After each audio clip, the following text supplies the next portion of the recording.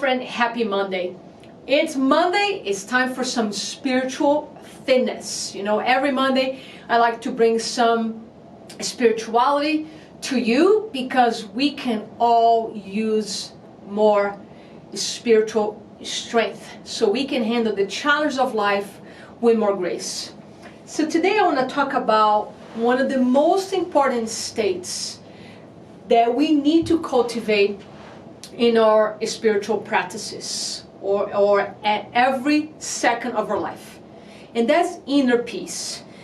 Inner peace as our default position. What do I mean by default position? Ask yourself, what is the emotional and mental state that you live most of the time? It's stress, it's anxiety, it's depression, or it's joy, love, inner peace. And we consciously need sometimes to choose those elevated states because we can get caught up in so much stress and people are living so much anxiety and fear these days that we need to become stronger spiritually. There's an epidemic in this culture of spiritual weakness. I've been talking a lot about that and I'm going to be writing a blog about that. So why this topic of inner peace is so important? Think of the opposite of peace. It's fear, it's anxiety, it's overwhelm. I call these emotions disturbances. Actually, not me. Michael Singer in this amazing book, The Untethered Soul. It's absolutely one of my favorite books of like this new generation of writers. Even Michael Singer has been doing this for quite a while, but I don't know the year this book was released, but it's one of my favorite books and I always have this book on top of my desk. And he called these emotions disturbances. Disturbances that move us out of our comfort. They just make our body contract, they rob our energy, they decrease our state of joy and increase our negativity and our stress. So think of disturbance anytime you're having a great day and all of a sudden you start going down into stress and negativity. It's because a disturbance came towards you, either because somebody said something or you read an email or simply by your thoughts. You ruminated some negative thoughts around fear, and boom, you got disturbed.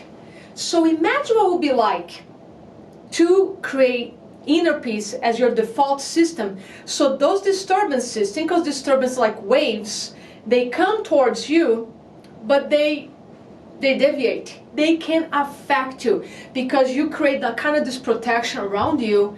You make inner peace, calmness, tranquility your default position. And I know by now you say, Alex, that's really nice. I need to move to Nepal and just meditate all day long to live in that state. No, you actually don't need to.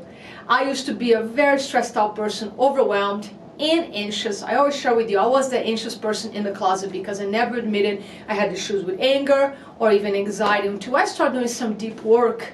And I can say I am 99% of the time in a place of inner peace. So this goes back to that saying where energy flows, where attention goes. So ask yourself, what is the state you are most of the time? Where are you putting your attention? Because also where you put your attention is where you go. Attention goes, you go. So where are you going with that?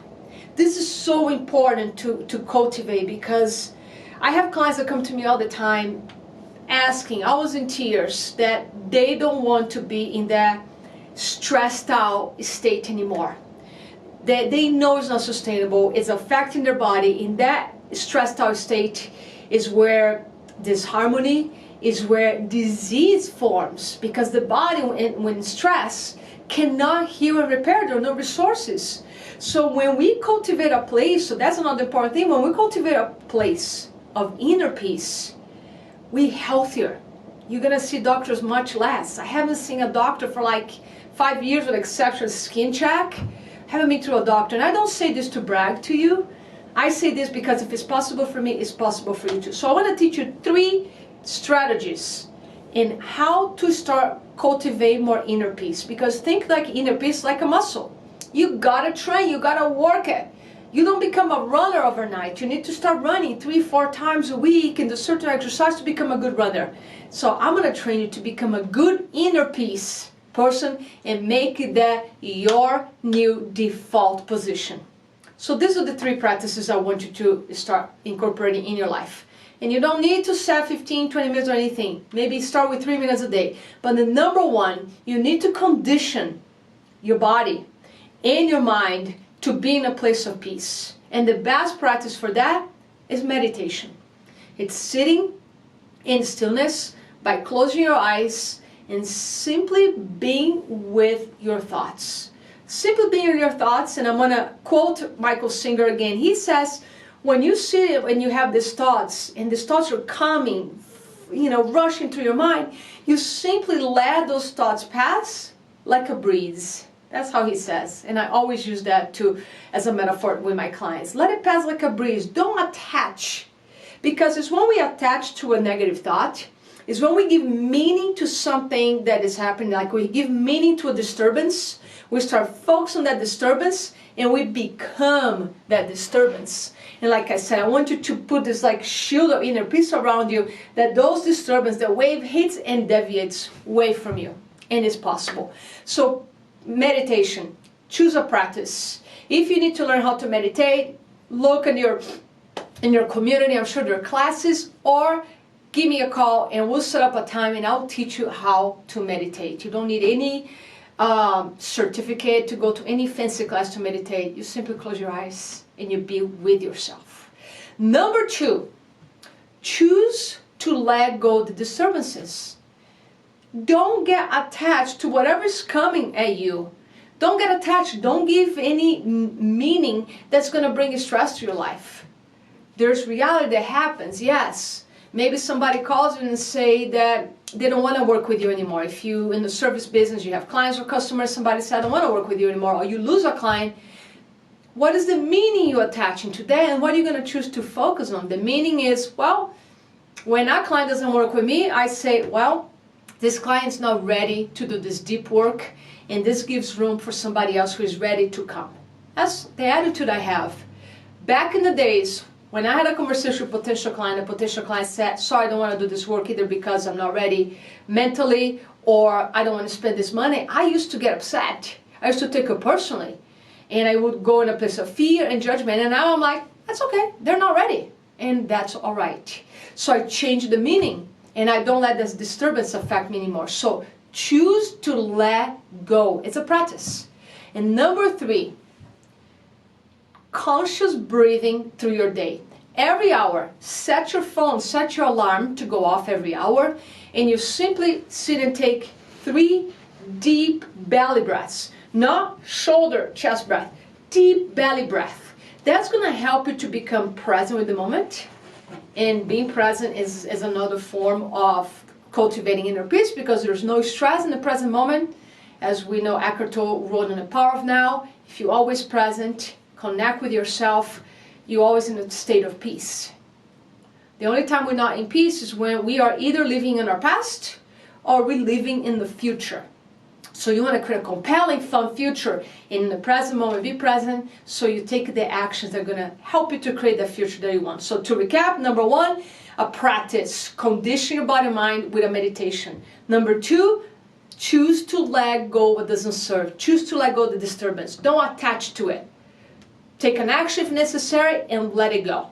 And number 3, conscious breath through the day. Set your alarm every hour and take 3 deep belly breaths to help you to become present and help to turn your relaxing system, which is called parasympathetic system, so relaxing system. So all those are 3 things that will help you, and I'm going to leave you in this Spiritual Monday with a quote from Michael Singer. So if you're looking for a great book to read, I highly recommend his book. But he says, no matter what happens below you, just turn your eyes upward and relax your heart. No matter what happens below you, that means disturbances. Turn your eyes upward and relax your heart. This quote is by my desk. I love that.